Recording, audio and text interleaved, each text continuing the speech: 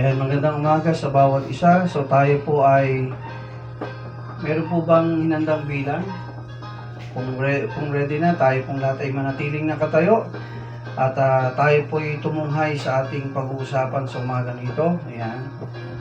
So hindi nalalayo sa ating panahon ang ating mensahe ngayong umagang ito. No? Kung kayo po ay handa na, handang-handa na rin pong salita ng Panginoon upang tayo po ay matuto, matuwid, mapaalalahanan ng kanyang mga kalooban. So, ang topic natin sa umagang ito, mga kapatid, is all about the adversary. Pag sinabi nating adversary, kaaway.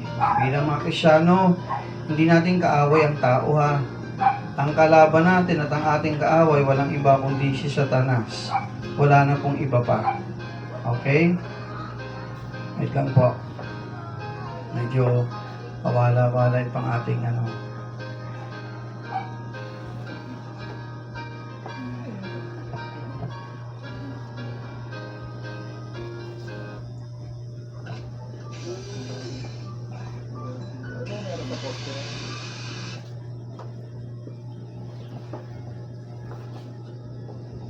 Okay, adversary, yun po yung ating topic ngayong umagang ito. So, tayo pong lahat ay Christians are called to be victorious. So, tayo po ay tinawag ng ating Panginoon bilang mga Kristyano sa pananagumpay. Amen? Ayaw ng Diyos na tayo po ay talunan. Ikaw ba gusto mo maging talo ka lagi sa laban? Diba gusto mo maging tayo mapagtagumpay? Yun din pong plano sa atin ng Diyos. Kaya buksan natin ang Romans chapter 8, verse 37. Romans chapter 8 verse 37. Okay, siguro pwede nating ibawas tong ilaw na dalawa. Okay lang? Romans chapter 8 verse 37. Yan. Para hindi ganun ka. Okay, nakita na po mga talata. Romans chapter 8 verses 37. Pababa. Okay, kung nakita na mga kapatid, tayo pong lahat ay magbabasa. Romans 8, verse 37. Ano sabi sa Biblia mga kapatid? Basahin po natin sabay-sabay sa talatang 37. Ready, read? Nay, in all these things, we are more than conquerors through Him that loved us. Sa wikang Tagalog, basahin po natin. Hindi, kundi sa lahat ng mga bagay na ito, tayo higit pa sa mga mapagtagumpay sa pamagitan niyong sa atin ay umiibig. So tayo po'y manalangin, Panginoon, pagpalaan niyo pong yung mga salita. Kami pangunahan po ninyo sa araw na ito, sa pangalan ni Jesus. Amen. Jesus Allen, pero nung isang phone para sa live. Sa mga kapatiran nating naka-online, please. Okay, so mga kapatid, bago tayo mga kapatid, lumalim sa ating topic sa umagang ito. Bigyan muna natin ng background, no? Sabi dito, Christians are called to be victorious. So pag sinabi nating ang mga Kristyano ay tinawag ng Diyos upang maging mapagtagumpay, bakit kaya, Pastor? Ibig sabihin, may chance na mag-fail ang Kristyano? Kung may tagumpay, may talunan, Pastor? Yes, of course. Kaya sabi rito mga kapatid, tinawag tayo ng Diyos, ng ating Ama sa Langit, kay Kristo, para tayo po ay maging mapagtagumpay sa mundong ito. Okay, bilang introduction, balikan natin. Saan ba nagsimula ang kasalanan? Okay?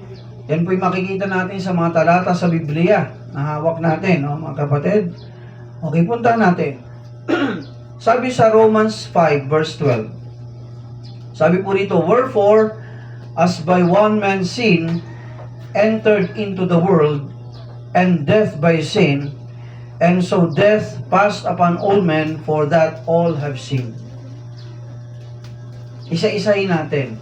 Pag gumamit tayo ng salitang wherefore, kasing kahulugan niya ng kaya nga, para bang I therefore conclude, hindi sila magkalayo. Wherefore, kaya nga, as by one man sin. So, wala tayong mamakan sila. Tanungin mo na lang. Diyan ka lang sa una. O, pangalawa ka. Okay, sabi yan, wherefore, as by one man sin entered into the world, and death by sin, and so death passed upon all men, for all that have sinned. Okay, isa-isay natin, mapapansin nyo, may bilog, may guhit. Okay. Wherefore, as by one man sin, sino may unang nagkasala? Balikan natin sa Genesis, si Adan. Pero kung tutuusin mga kapatid, listen, ang nagkasala talaga una, babae si Eva. Hindi naman talaga si Adan eh.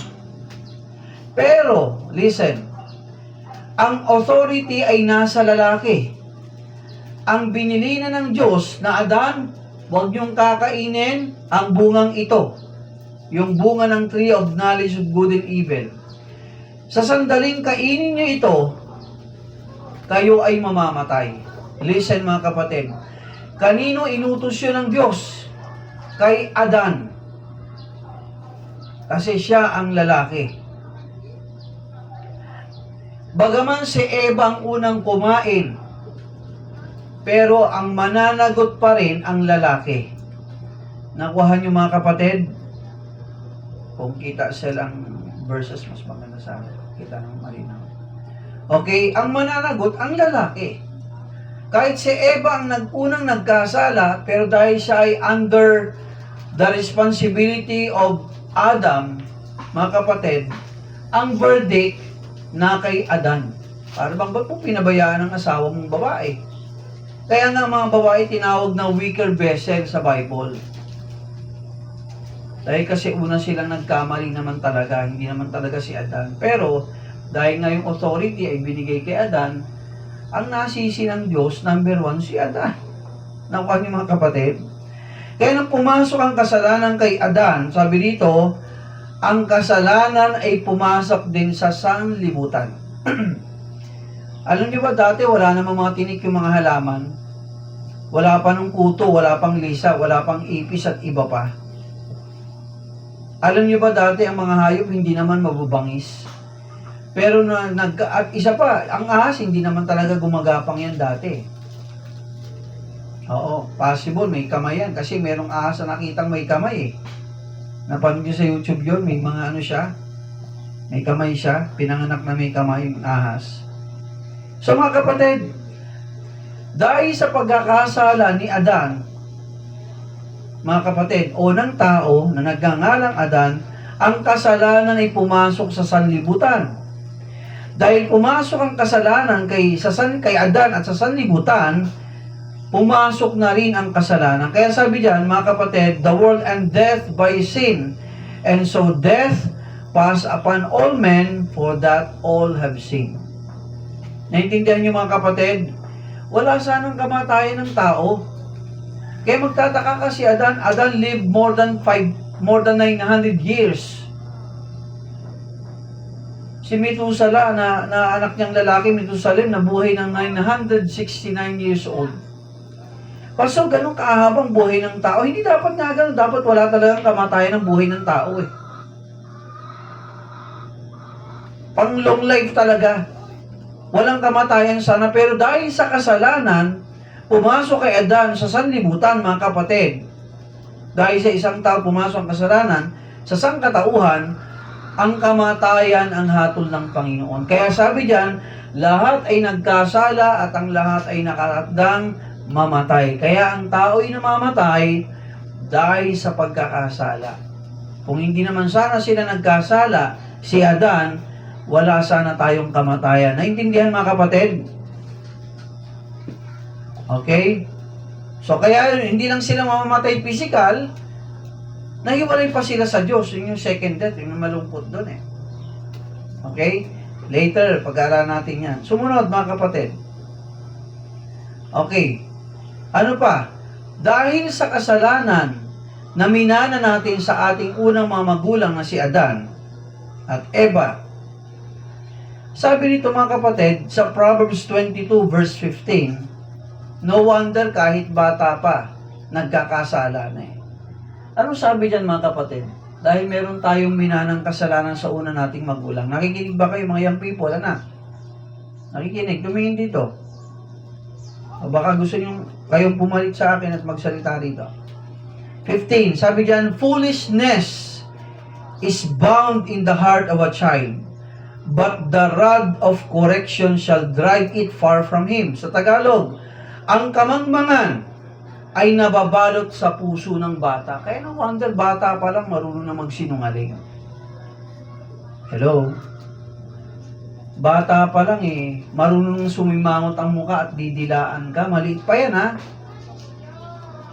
Bata pa lang sumasagot na sa magulang. Bata pa lang may tantrum na. Ay hindi, kasi ano yan? Anong tawag yun sa anong bata? Indifference yan yun? HDH1 ba yun?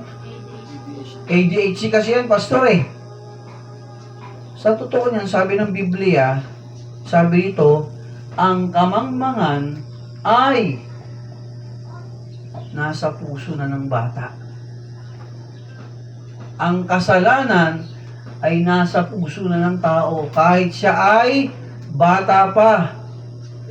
Nakuha niyo mga kapatid, kaya no wonder ang ating manak may mga katigasan ng ulo. Ako nga. Anak ko nga, pastor na ako Pastor, tinutulungan ba mga anak mong magkamali, gumawa ng ganito? Siyempre hindi. Ang ituturo ko dyan ito. Pero bakit? Mga bata matitigas ang ulo. Kasi nga, ang kasamaan ay bumalot na sa kanilang puso. Sa atin, ng mga bata pa tayo. But the rod of correction shall drive it far from him. Subalit, ang pamalo ng pagtutuwid, maglalayo ng foolishness na yan sa puso ng bata. Kaya mga kapatid, ang pamalo mga kapatid, sabi ng Bible, hindi sinasabi ng Diyos na huwag kang mamalo. Sabi nga ng Panginoon, mamalo ka Bakit? Para matuwid ang bata. Nakakalungkot ngayon sumobra yung child protection policy. Naintindihan niyo yun? Sabi ng, hindi ko lang alam kung nandito yun Napicturean ko ba yun? Sana napicturean ko yun. Try ko lang tingnan kung napicturean ko yung teacher sa sinabi niya. Siguro, wala na akong time. Huwag na siguro, no? Baka matagalan pa tayo. Mga kapatid, ang teacher sa school, ang magulang mo na sa tahanan. Sa Australia, ate ko, huwag mong kanting yung anak. O kahit magulang ka, hindi pwedeng kanting yung anak mo. Isusuplong ka sa batas. Sa eskwelahan, hindi pwedeng, kumbaga, paluin, sitahin ng teacher ang anak. Bakit? Kasi, baka raw mapahiya. At marami pang kung ano-anong sinasabi nila. Anong dulot, pastor?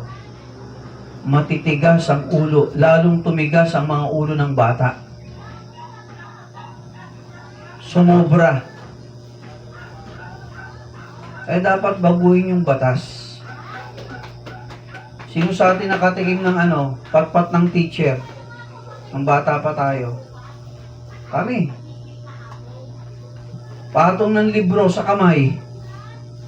Nakasquat ka. Hanggang umihi ka dyan. Mga kapatid, luhod ka pa. Bakit, pastor? Para matama ka. Huwag naman sobra.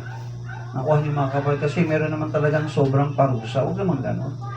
So mga kapatid, ang pagtutuwid, mga anak, kayo naman, pag kayo napagalitan, nasabihan ng nanay at tatay nyo, o sabihin natin, nasabihan kayo ng teacher nyo, dahil kasi may mali kayo, tanggapin nyo. Yun ay para matuto kayo. Bakit, pastor? Kasi kung maayos naman ang ginagawa mo, sisitahin ka ba ng magulang mo? Papansinin ka ba? Hindi ka ba pagagalitan? Hindi ka ba pangangaralan ng magulang mo pag tamang ginagawa mo? Sabi ito mga anak, ang kamangmangan ay nasa puso ng mga bata. Ng mga bata tayo, matitigas ulo natin di ba? Diyan nagsimula ang kasalanan sa pagkakasala ng una nating magulang. Ano ba sabi ni Haring David sa Psalms 51? Behold, I was shapen in iniquity, and in sin did my mother conceive me. Tagalog, narito, ako'y inanyuan sa kasamaan, at sa kasalanan ako ay pinaglihi ng aking ina. Aminado siya si Haring David. Nung siya nasa sinapupunan ng kanyang nanay, may minana na siyang kasalanan. Hello? Sabi niyan, ako'y nahulma sa karumihan at sa kasalanan ako'y pinaglihi ng aking ina. Sabi niya ni Haring David. Nakuha niyo mga kapatid? Yun ang kasalanan doon nagmula. Pangalawa, okay, balik tayo. Di ba tayo napatawad na ni Jesus? Amen? Hello mga anak, kayo ba'y tumanggap na kay Jesus? Siguraduhin nyo lang. Tayo ba'y nagsisi na sa ating mga pagkakamali at tayo ba'y sumampalataya na kay Jesus? Okay, kung si Jesus sinanggap mo na sa puso mo, anak ka na niya. Amen? Kristiyano ka na. Meron ka ng Kristo sa iyong puso. Tangan-tangan mo na yung buhay na walang hanggan nasa puso mo. Tagapagmana ka na ng kaharian sa langit ng Diyos. Hello mga kapatid. Born again ka na. Ang born again hindi relihiyon. Pag sinabing born again, sinilang ka muli. Saan, pastor? Hindi sa nanay mo. Isang silang lang sa nanay. Pero sinilang ka sa pamilya ng Diyos, pangalawang pagkasilang. Dahil tinanggap mo si Kristo at sinampalatayanan mo siya sa buhay mo. Kaya ka born again. Hindi relihiyon ang born again. Nung pinanganak ka ni nanay, anong buhay mo? Temporal life, may katapusan. Tama? Pero nung tinanggap mo si Jesus, ang tinanggap mo, buhay na walang hanggan. Yun yung born again. Meron ka na ngayong personal na relasyon kay Jesus. Bakit? Personal mo kasi siyang tinanggap sa puso mo. Ngayon, listen mga kapatid, bilang Kristyano, listen, may kaaway tayo. Hindi ang kapatid mo, hindi ang magulang mo, hindi ang kaklase mo, hindi ang kapitbahay mo. Ang kaaway natin mga kapatid bilang Kristyano, sino? Si Satanas. Ba't 88 to? 1 Peter 5:8 lang yan, sumobra, sorry ha. Ano sabi sa 1 Peter 5:8? Basahin po natin sabay-sabay. Ready, read. Be sober, be vigilant, because your adversary the devil, as a roaring lion, walketh about, seeking whom he may devour. Sa wikang Tagalog, kayo'y maging mapagpigil, kayo'y maging mapagpuyat, at ang inyong kalaban na dyablo, na gaya ng liyong umuungal, ay gumagala na umahanap ng masisila niya, mabibiktima niya. Mga kapatid, our enemies, mga kapatid, are not those people surrounding us. But our enemy, our only enemy is none other than the devil, Satan, the dragon. Anong sabi sa John 10:10, yung binasa natin kanina? John chapter 10 verse 10, basahin po natin ito ulit. Ano ang layunin? Bakit na parito ang magnanakaw? John chapter 10 verse 10. Okay? Basahin natin sabay-sabay. Okay, sabi nito mga kapatid, John chapter 10 verse 10 and 11. Sama natin 11. The thief cometh not but for to steal, to kill, and to destroy. Sabi ni Jesus, I am come that they might have life, and that they might have it more abundantly. Sabi nito, naparito ang magnanakaw, si Satanas. Para ano, pastor? Magnakaw, umatay, manira ng buhay. Mga anak, makinig, tumingin dito. Kung ikaw ay Kristyanong kabataan, tandaan mo ito, may kalaban ka, si Satanas. Tayo pong adults, tandaan natin to, hindi kapitbahay ang kalaban mo. Ang kalaban natin walang iba kundi si Satanas. Kaya dapat maghanda ka. Sa palagay mo, hindi siya seryosong sirain ang buhay mo. Ayan, seryoso siyang magnakaw. Seryoso si Satanas na pumatay at seryoso si Satanas na wasakin ang buhay ng kabataan at buhay ng adults na Kristiyano. Hello mga kapatid, meron tayong kalaban.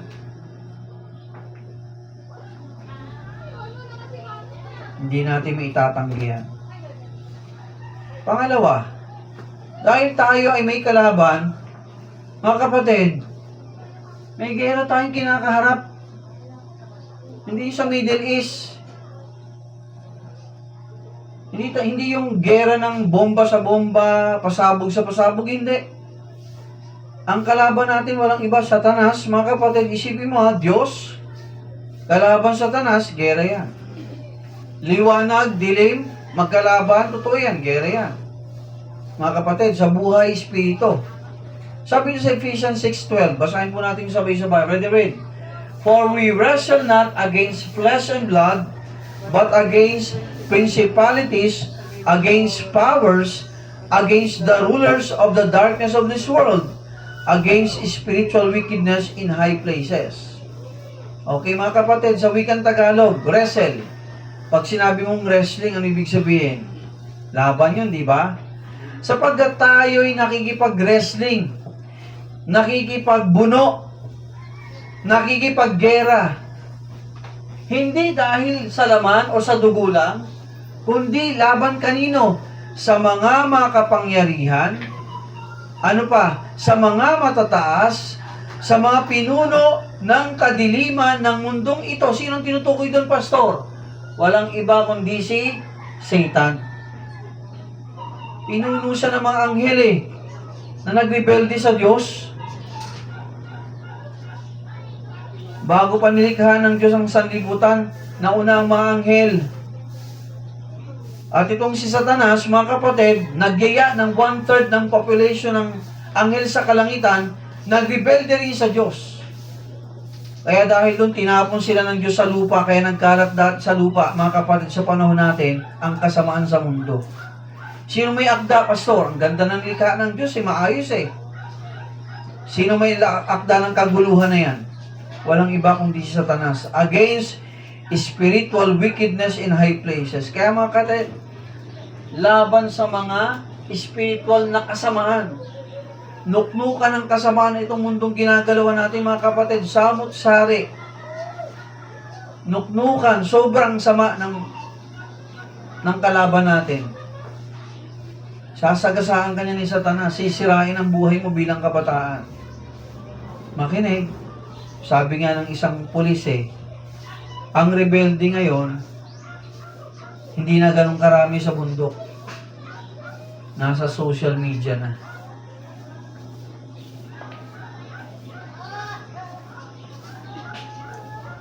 Kapatid. Okay, dahil tayo may kalaban, mga kapatid, listen, meron tayong panlaban. Binigay ng Biblia. Meron tayong panangga. Meron tayong uniform. Ano yun, Pastor? Sabi sa Ephesians 6:11, basahin natin sabay-sabay. Ready? Put on the whole armor of God, that ye may be able to stand against the wiles of the devil. Sa school ba, mga anak, mga estudyante, meron ba kayong uniform? Di ba? Ang pulis, ang doktor, may uniform. Tama? Ang pulis, may uniform. Ang teacher, may uniform. Ang mga sundalo, may uniform. Okay, tayong mga Kristiyano, meron din tayong uniforme na binigay sa atin ng Diyos. Listen, na dapat nating suotin, Pastor. Ano yon? Ayan. Sabi ito, isuot mo, magbihis kayo ng buong kagayakan ng Diyos upang kayo magsitibay laban sa lalang ng dyablo. Ayan seryoso ang labanan natin, mga kapatid. Seryoso si Satanas. Nais kanyang wasakin kahit Kristiyano ka. Gusto ng Diyos mo impluwensyahan ka Kasi yung mga wala pang, hindi pa Kristiyano, mga kapatid, wala, hiniheli-heli lang yun ng Satanas sa kamay niya. Bakit? Kanya na yan Pero kayo mga Kristiyanong kabataan, kung hindi tayo mag-iingat, tayo mga adults, mga kapatid, ay, wala siyang ibang puntirya kundi wasakin, sirain ang buhay. Ilayo ni Satanas ang kabataan sa Diyos kahit pa matatanda sa Panginoon. Kaya sabi ito ni Apostle Paul sa Ephesians, let us put on the whole armor of God. Why? For us to be able to stand against the wiles of the devil. Para pag umatake sa Satanas, mga kapatid, may laban ka. Amen? Matibay ka, matatag ka. Nakuha po mga kapatid? Okay, ano yung uniform na yun, Pastor, na dapat nating isuot? Spiritual ito, ha? Hindi ito yung talaga, yung damit na kung hindi. Ang tinutukoy dito, spiritual. Sabi ito sa verse 13, wherefore, take unto you the whole armor of God.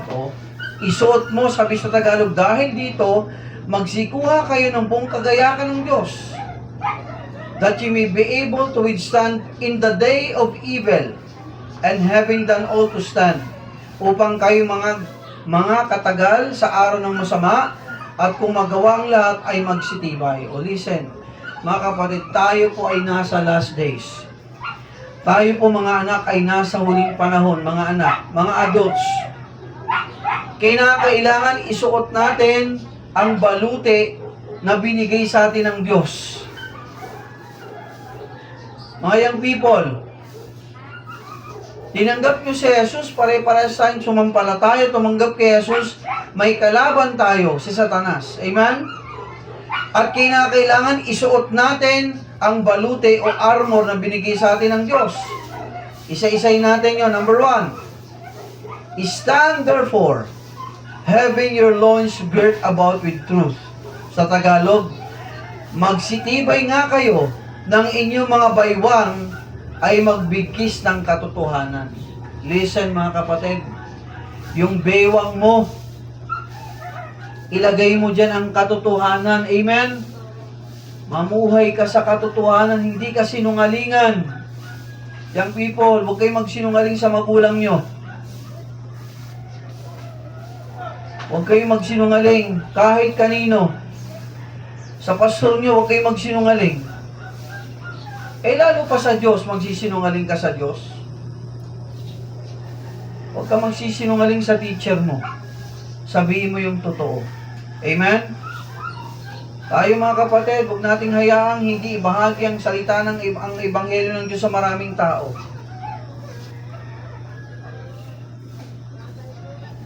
Huwag nating hayaan ang tao ay mapalayo sa Diyos at mapahamak na hindi natin binabanggit ang katotohanan sa kanila. Nakuha po, huwag kang magsinungaling. Mamuhay ka sa katotohanan. Amen? Live in truth. Live what the Bible says. Ano pa, Pastor?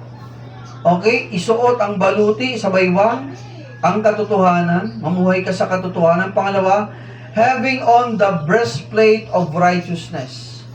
Alam niyo yung breastplate, nilalagay yan sa dibdib kasi ang puntihan ng kalaban, pag pinana ka, dibdib, puso ang tinitira ni Satanas. Puso, isip. Kaya sabi nito mga kapatid, isuot mo, igayak mo, ang alin, Pastor? Ang baluti ng katuwiran o kabanalan. O yung people, kahit tukso-tuksoin kayo, kahit tayo mga Kristyano ng ibang tao, ay banal-banal. Eh sabi ng Bible, isuot mo ang kabanalan ni Kristo eh. Hello? Ay tawanan pa tayo ng tao, tumindig ka sa kabanalan. Sapagkat isa yan sa armas natin, ang katotohanan, ang kabanalan. Kayo mga babae, kahit dito sa ating simbahan, pagka-araw ng linggo, huwag kang magpantalon. Hindi ka naman lalaki. Mag-dress ka. Kayo namang lalaki, huwag kayong mag-dress, huwag kayong magpalda, lalaki kayo eh. Kaya ang gulo ng lalaki, nagpapalda, nagpapahaba ng buhok. Kabanalan ba yun, Pastor? O, babae, nagpapagupit ng maiksi, nagsusuot ang panlalaki, Pastor, kabanalan ba yun? Kahit sa simpleng pananamit, alam mo yung suot pang babae, suot pang lalaki, amen? Yan ang Biblia, may standard, hindi ko kahit ang isuot, Pastor, okay lang ba? Pambabae naman, spaghetti, kita kaluluwa. Tama ba yun, Pastor? Kabanalan ba yun? Ano ka ba? Nanunukso ka? Or what? Kahit sa lalaki. Meron eh. May nagsusuot eh. Baran mo si Pastor, nakaspaghetti sa loob. Joke lang. Mga kapatid, magsitibay nga kayo ng inyong mga baywang ay may bigkis ang katotohanan na may sakbat na baluti ng katwiran. So mga kapatid, katotohanan, huwag ka magsinungaling, isuot mong katotohanan sa baywang. Sa dibdib, kasi yung unang puntilan ng Satanas, ang puso mo, isuot mo naman dyan sa dibdib mo ang kabanalan. Okay, sumunod. And your feet shod with the preparation of the gospel of peace. Yung paa mo, di ba sinusot natin sa paano? Tsinelas, sandal, sapatos, di ba? Anong isusot natin sa ating mga paa? Gospel of peace. Ang ebanghelyo ng kapayapaan. Ito po yun, oh. Ang salita ng Diyos. Amen? Lagi mong isuot ang salita ng Diyos sa iyo. Magbasa ka, amen? Mag-aral ka ng salita ng Diyos. Ipamuhay mo ang salita ng Diyos. You live what the Bible says, mga kapatid. You follow the will of God, mga kapatid. Obey His commandments. Ilang sabi ng Biblia, isuot mo ang ebanghelyo, ang salita ng Diyos sa buhay mo. So, di ba pag nakikita mo naman ang tao, di ba pag nakasapatos kung anong suot niya, di ba? Kita naman ang mata mo. Yung mga tao, kita niya ng buhay natin. Kaya dapat ang makita ng ating mga kapitbahay sa'yo, si Kristo, amen, ang kanyang mga salita. Hindi kung ano ang gawa ng mundo, ginagawa mo rin. Mga kapatid, hindi porkit ito ang uso, mga pantalong maluluwang, mga buhok na nirabrab, hikaw sa ilong, hikaw sa tenga, lahat pinaghihakawan na, Pastor, uso to eh. O, teka, balikan mong kabanalan sa Bible. Anong isusuot? Kabanalan. Lahat pinabutas mo na. Kabanalan ba yun, Pastor? O, diba? Sa palagay mo si Kristo na may hikaw siya sa ilong, may hikaw siya sa dila,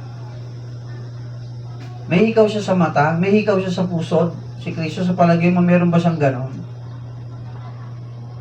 Tularan natin si Kristo, amen? Sabi ng Bible, mamuhay ka sa kabanalan. Ang ating mga paa ay panyapak na may paghahanda ng ebanghelyo ng kapayapaan. Isuot natin ang salita ng Diyos sa ating buhay. Kabataan, hello! Ngayon pa lang, ka ng matalino kung ano yung tama, gawin mo. Hindi yung para kang patay na isda na kung saan ang alon, dun ka sasama lang sa alon. Tayo pong adults. Ang buhay na isda, ang Kristiyanong buhay, kung ang agos ay pababa, tumatawid yan pataas. Kung ang agos ng mundo, mga kapatid, pakanan, sinasalubong yan ang current, ang agos. Yun ang buhay na Kristiyano. Hindi kung saan ang ano ng mundo tutularan natin. Intindihan po mga kapatid? Verse 16, sabi diyan mga kapatid, sa 16, above all, taking the shield of faith. Shield. Pag sinabing shield, panangga. Yung mga sundalo nung unang panahon, may mga panangga sila. Kahit yung mga pulis ngayon, di ba? Pag may mga rumble ng bato, meron silang fiber na doon sila nagkukuble, mahalaga yun eh. Kasi lahat, ang mundo, ibabato sa'yo lahat eh. Ngayon pa sa isusuot natin, ayan mga kapatid, taglayin nyo ang kalasag ng pananampalataya. Ibig sabihin mga kapatid, magpakatibay ka sa salita ng Diyos, amen? Ang sabi sa Romans 10:17, for faith cometh by hearing, and hearing by the word of God. At inutusan tayo ng Diyos mga kapatid na tayo po ay lumago sa pananampalataya at huwag manatiling bata sa pananampalataya. Nakikinig ba kayo? Kaya napakahalaga na patuloy natin pakinggan ang salita ng Diyos. Amen? Sapagkat through the Bible, through God's words, mga kapatid, we grow in our faith. Kapag hindi ka nag-grow sa salita ng Diyos, ilang taong ka ng Kristiyan at wala ka pa rin alam sa Biblia, hindi mo pa rin sinusunod ang kalooban ng Diyos, bonjing ka na, ilang taong ka na eh. Abuso na yun. Di ba, walong taon ka na nakakapakinig ng salita ng Diyos eh. Nung kayo po'y miyembro. Tapos hindi mo pa rin sinusunod. Hello, nag-grow ka ba? Mga kapatid, na siyang ipapatay ninyo sa lahat ng nagniningas na suligi ng masama. Oh, ito yung panlaban natin, oh. Pananampalataya, sige, sumugod ka sa Satanas. Oh, sige. Susugod ka, sige. Oh, sige, lalapit ako sa iyo. Meron pa akong sandatang hawak bukod sa aking pananampalataya. Ano yun, pastor? Meron ka pang hawak sa kanan, eh. Ano yung pastor? Ito, oh. Ayun, oh.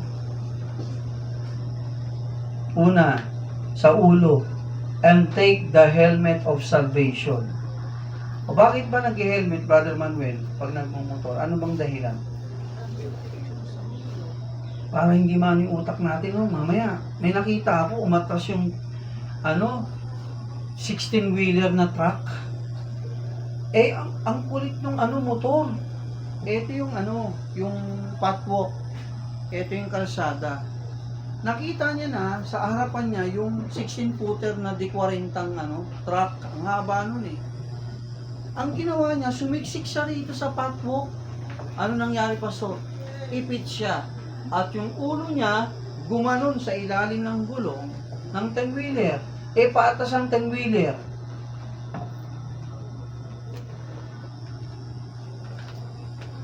Bakit pa sa mahalagang helmet? Kasi yung utak mo nandyan eh. Lahat ng command center ang utak natin eh. Kung anong sabihin ng utak mo, gagawin ng puso, ng baga, ng bituka at iba pa. Kung anong sabihin ng utak mo, ikurap mo yung mata, kukurap yan. Ikurap mo ang yung magsalita ka, magsasalitang labi mo at bibig mo. Naku mga kapatid, pag wala kang helmet at yung utak mo may naputol na ugat yan o napirat yan, nagalaw yan, wala na. Baldado ka na, trauma ka na. Yung ang oxygen, pag hindi lang sumapat sa utak mo oxygen eh, makukomatos ka eh. Isuot natin ang helmet ng kaligtasan. O, dapat save ka. Amen? Dapat alam mong Kristyano ka, alam mong ligtas ka. Amen? Matatag ka ron. Save ako eh. Kristyano ko, bakit ko pa gagawin tong mali? Pinatawad na ako ni Jesus eh. Ligtas ako eh. Ako sa langit na pupunta. Bakit ko pa gagawin itong ginagawa ng hindi Kristyano? Okay, sumunod, mga kapatid. The sword of the Spirit. Ayun o. Pag sinabing sword, ano yung sword? Espada. Di ba may panangga ka? Ang panangga natin, pananampalataya. Tama? May helmet ka pa. Ang kaligtasan. Bukod sa iyong pananampalataya, may hawak ka pa sa kanan. Yung katotohanan nandito. Yung kabanalan nandito. Mga kapatid, yung pananampalataya, ito. Meron kang helmet sa ulo mo, yung helmet ng salvation. Meron pang sandata, pastor. May hawak ka pa sa kanan. Lulusog ka sa kalaban, nakaganyan ka, di ba? Pero may hawak ka pa sa kanan na yung pastor. Ayun, ho. And the sword of the Spirit, ang espada ng Espiritu. Ano yung pastor? Which is the Word of God. Ito, espada natin to. Mga kapatid, alam mo ba yun? Pananampalataya. May espada ka, salita ng Diyos. Ito, pangsaksakay kita sa Satanas. Panglaban sa kanya sa atake niya. Nakuha niyo mga kapatid. Alam niyo ba ang Bible gamit din ni Satanas pero pamasamaling paraan? Sabi sa Bible, pag nagpatihulog ka, hindi pa babayaan ng anghel ang sugatan ng iyong paa. Ano ba ginamit yun ni Satanas kay Jesus nung siya'y tinukso ni Satanas? Tumalon ka, umakit ka sa tulok ng bangko, tumalon ka sa tulok ng templo. Sabi ng Bible, nasusulat. Hindi hayaan ng mga anghel na masugatan ng iyong paa. Alam mo, ginamit yun ni Satanas, pero mali ang kanyang gamit. Ano pa sabi ni Satanas? O yung mga batong yan, gawin mo tinapay. Alam mo, gutom ka na eh. Isipin mo, 40 days, 40 araw, 1 buwan plus 10 araw, si Jesus, walang inom ng tubig, walang kain. Siyempre, lupay na siya. Sabi ni Satanas, ay mga batong yan, gawin mong pandesal. Para may makain ka, kaya mo yan eh. Ano ba, pastor? Abay, inakit siya sa talilis ng bundok. Pinakita kay Jesus yung yaman ng Jerusalem. Ano sabi ni Satanas? Lumuhad ka lang sa akin. Makinig. Lumuhod ka lang sa akin. Sabi ni Satanas, ibibigay ko ang kayamanan ng mundo sa iyo. Sino bang kausap niya? Ano sabi ni Satanas? Lumayas ka. Sabi ni Jesus kay Satanas, lumayas ka, Satanas. Sapagkat nasusulat, sabi ni Jesus, ang Diyos mo lang ang iyong sasambayin. Sino bang kaharap niya? Ang Diyos, si Jesus. Na may lalang ng langit at lupa. Tapos tutuksin mo ng ganon. Nakakapaya, ito panlaban natin kay Satanas. Salita ng Diyos. Ano pa, pastor? Bukod doon, di na tatapos. Pray always. Ang sundalo ni Jesus, mga kapatid, lumuluhod yan. Lumuluhod yan bago lumaban sa gera. Si David, paano niya natalo si Goliath? Hindi lang dahil sa tirador. Hindi lang dahil sa isang bato. Nananalangin siya sa Diyos. Mga kapatid, ang Kristyano, dapat lagi tayong always praying. Anak ka ng Diyos, hindi ka nagbabasa ng Biblia, hindi ka paano ka lalago sa pananampalataya? Anak ka ng Diyos, hindi ka man lang manalangin sa Panginoon. Ang sundalo ni Kristo, mga kapatid, hindi lang dumidepende sa uniforme niya. Mga kapatid, may contact yan sa Panginoon, may contact tayo sa Diyos, manalangin ka lagi. Hello, mga kapatid, mga anak. Napakahalaga ng pananalangin. Ano ba, pastor? Praying always with all prayer and supplication in the Spirit and watching thereunto with all perseverance and supplication for all the saints. Magikang matatag. Magikang matiisin. At sabi ito, ipanalangin mo rin ang mga kapwa mo Kristiyanong kabataan at kapwa mo mga adult sa Kristiyano. Bakit, pastor? Mga sundalo tayo ni Kristo eh. Amen? Hindi dapat tayo mag-away-away. Dapat magtulungan tayo, magpanalanginan tayo. Bakit, pastor? Mga sundalo tayo ni Kristo. Kayo, mga young people sa school, halimbawa, may nalaman kayo, isang Kristiyano, kapatiran sa church, may ginawang hindi maganda sa kanya, pagtanggol nyo. Panalangin nyo. Nakuha, huwag niyong iwanan. Pagtanggol natin sa mabuting paraan. Amen? Hindi yung gaganti. Gaganti tayo. May ganun kasing kulto eh. Really yung kulto na pag sinaling ang isa, lalaban din sila lahat. Ay, hindi tayo ganun. Sa mabuting paraan. Amen? At ipanalangin natin ang kapwa nating mga sundalo kay Kristo. Mga kapatid, pangalawa, huling-huli, we are in victory. Mapagtagumpay tayo. Amen? Pinangako sa atin ni Jesus na tayo ay magtagumpay. Tatapusin ko na rito. Mamaya yung karugtong pagkatapos natin kumain. Okay? Mga kapatid, tandaan natin to. Mula sa pagkakasala, inahon tayo ng Diyos. Amen? Ginawa niya tayong anak. Ginawa niya tayong tagapagmana ng langit. Nasa atin ang banal na Espiritu. Meron kang buhay na walang hanggan. Anak ka na ng Diyos. Amen? At ginawa ka pang sundalo ni Kristo. Sundalo, may kakaharaping kalaban. Sinong kalaban natin? Ang dyablo. Ang impluensya ng mundo. Sabi ng Panginoon, binigyan niya tayo ng uniforme. Ano, isa-isahin natin. Sa baywang, anong isusuot? Sinturo ng, ano po? Katuwiran. Righteousness, katuwiran. Katotohanan, truth. Breastplate sa dibdib. Okay, suot natin sa ating mga dito, Etong sinturon, katotohanan, umuhay ka sa katotohanan, huwag kang sinungaling na Kristiyano. Sumunod, anong isusuot natin sa ating dibdib? Kabanalan. Anong isusuot natin sa ating ulo? Helmet ng kaligtasan, dapat sure ka sa salvation mo. Amen? Anong isusuot mo sumunod? Panangga. Ano yun, Pastor? Ang ating pananampalataya. Ang ating sandalyas, anong isusuot? Ito, sapatos, preparasyon ng ano, Pastor? Gospel of peace. Ipamuhay mong salita ng Diyos. At saka ano naman ito ang laban? Espada ng Espiritu. Ano yan, Pastor? Ang salita ng Diyos. At huwag kang aatras ng patalikod kasi ang mga sundalo dati, hindi yan umaatras ng patalikod, nakatali lang yun sa kanila eh. Pag umatras sila tumakbo sila, pana sa likod, patay sila.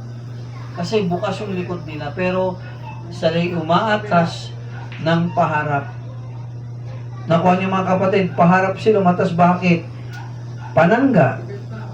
May helmet sila. May panangga sa dibdib. Meron silang sandata rito. Yung paa nila, bakal.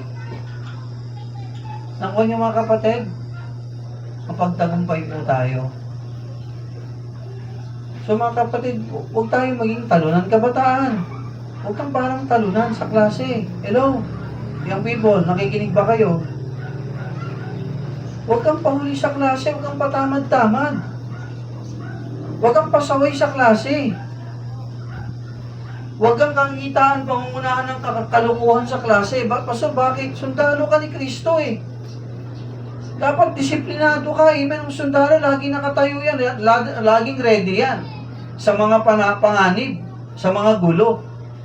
Dapat tayo magandang halimbawa sa ating mga eskwelahan, mga kabataang Kristiyano. Kung meron diyang mabait, matalino, naninindigan, mga kapatid, matino, maayos, magalang sa mga buro, sino, Pastor? Kayong mga kabataang Kristiyano. Kung merong masunurin sa magulang, sino? Kayong mga kabataang Kristiyano. Kung merong dapat kakitaan ng mabuting halimbawa, kayong mga Kristiyano. At tayo po mga adults na Kristiyano. Naintindihan po? Hindi tayo tinawag ng Diyos para matalo sa mundong ito. Kundi tayo po ay mapagtagumpay. Tayo pong lahat ay tumayo. Tayo pong lahat ay manalangin. Pigit natin ang ating mga mata. Tayo po'y pumikit at yumuko.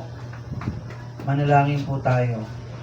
Panginoong Diyos, aming Ama, purihin ka, O Diyos, sa araw na ito. Maraming salamat, Panginoon, sa patuloy mong kahabagan at biyaya sa atin, sa aming Panginoon. Salamat po, Diyos, sapagkat ikaw ang aming Diyos na buhay, dakila at makapangyarihan. Panginoon, dalangin ko, O Diyos, sa mga nangyayari sa aming kapaligiran. Panahon na, O Diyos, upang kami lalo magpakatibay sa iyo. Kami mga magulang, hindi pwedeng sunod-sunuran kami sa aming mga anak. Dapat kakitaan po kami ng pagiging mabuting halimbawa sa kanila, sa katuwiran, kabanalan, pananampalataya, pagsunod sa iyong mga salita.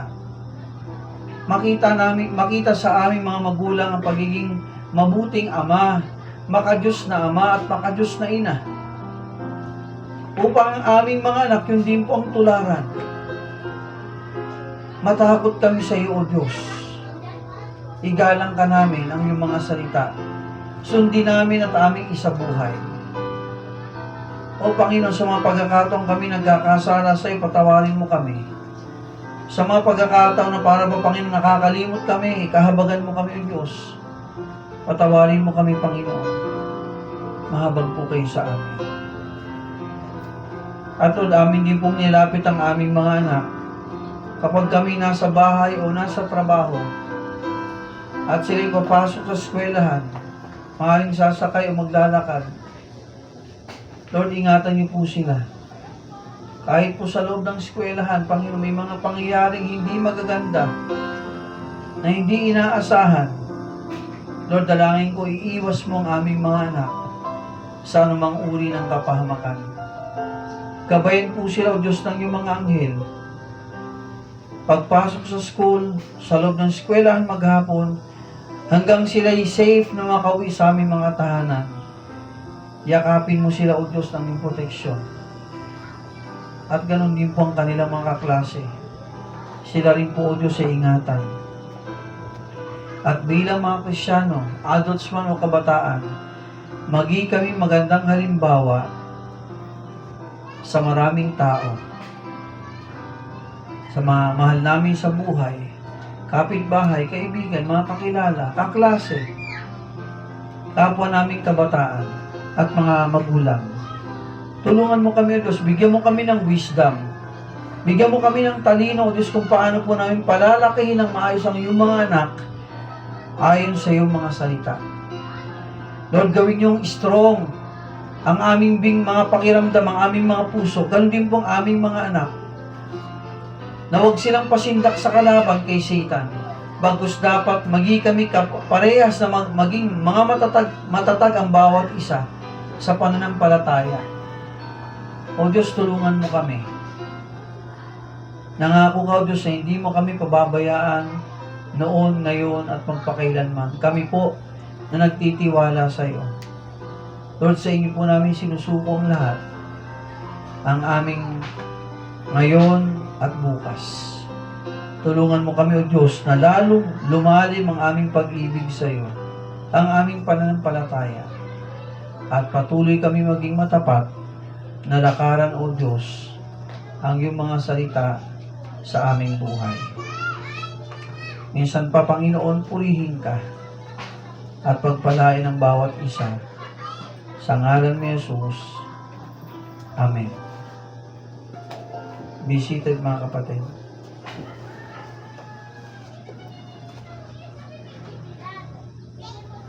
Yan, mga kapatid, no? Dalangin ko, tayo po ay pinagpala ng mensahe ngayong araw nito. Amen? Meron ba tayong natutunan? Mga kapatid, gusto ng Diyos na tayo po maging mapagtagumpay.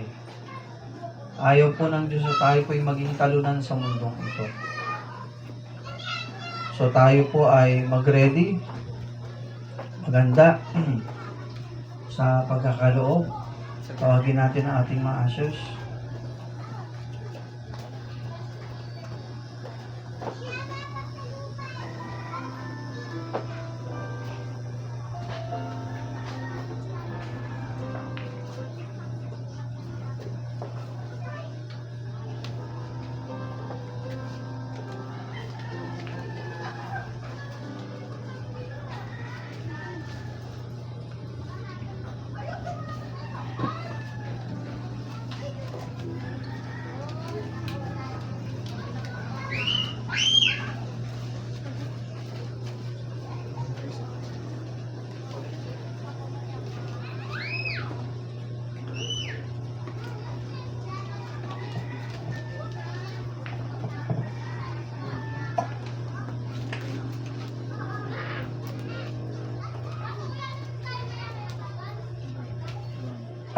Check.